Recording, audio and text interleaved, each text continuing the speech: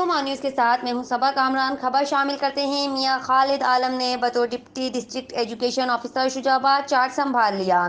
شجاع آباد پہنچنے پر ان کا شاندار استقبال کیا گیا۔ اس موقع پر district education elementary officer Multan Rao Javed Rafiq اور سینئر سماجی رہنما میاں نعیم ارشد آرائیں بھی موجود تھے۔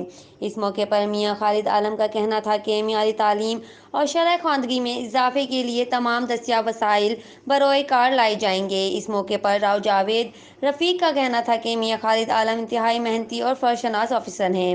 اس موقع پر سینئر سماجی رہنما میاں نعیم ارشد کا کہنا تھا کہ میاں خالد عالم نے اپنی ملتان تعیناتی کے دوران نہایت ایمانداری اور جان فشانی سے خدمات سر انجام دیں۔ میاں خالد عالم ہمیشہ معیار تعلیم کے لیے کوشاں رہے ہیں۔